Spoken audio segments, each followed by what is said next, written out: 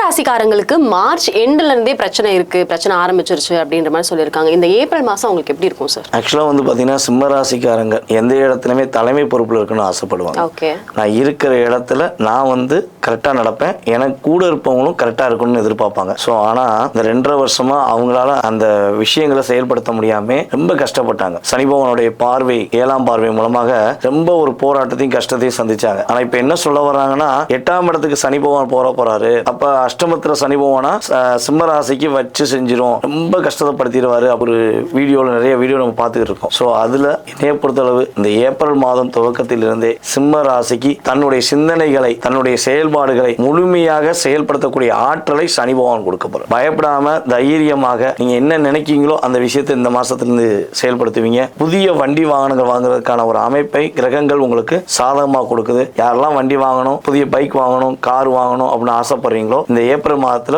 உறுதியா நீங்க வாங்கலாம். உங்களுக்கு ஃபேவரா இருக்கும். ஏன்னா சூரியனும் உங்களுடைய ராசியின் அதிபதி சூரியனுமே உச்சம் அடைஞ்சிருப்பாரு. ஸோ அப்ப 15ஆம் தேதிக்கு மேல நீங்க எந்த முயற்சிகள் எடுத்தாலும் உங்களுக்கு வெற்றி, மகிழ்ச்சி, அதிகமான சந்தோஷங்கிறது நிதர்சனமான உண்மை. ஸோ இந்த ஏப்ரல் மாசத்துல நம்மளுடைய சிம்மராசிக்காரங்க மேக்சிமம் வந்து பாத்தீங்கன்னா பணம் கொடுக்கல் வாங்கல் விஷயத்துல மட்டும் கவனமா இருந்திருக்கும். யாருக்கா பணத்தை கொடுத்துட்டு தருவேன்னு சொன்னாங்க, நான் கொடுத்தேன் அப்படின்னு சொல்லிட்டு கஷ்டப்பட்டுறாதீங்க. ஏன்னா கொடுத்த பணம் திரும்ப வராது. இந்த ஏப்ரல் மாசம் மட்டும் யாருக்காவது நீங்க கடனா கொடுத்தீங்கன்னா கொடுத்த பணம் திரும்பி வருவதற்கான வாய்ப்பு ரொம்ப ரொம்ப குறைவு. ஸோ அதே போல வந்து பார்த்தீங்கன்னா புதிய தொழில் தொடங்குவதாக இருந்தால் ஏப்ரல் 15க்கு மேலே தொடங்கும். ஒரு பிசினஸ் ஸ்டார்ட் பண்ண நினைச்சீங்கன்னா ஏப்ரல் 15க்கு மேலே தொடங்குங்க. பார்ட்னர்ஷிப்ல தொடங்க வேண்டாம், தனிப்பட்ட முறையில் தொடங்குவதாக இருந்தால் உங்களுக்கு சாதகமாக இருக்கும் இந்த ஏப்ரல் மாதம்.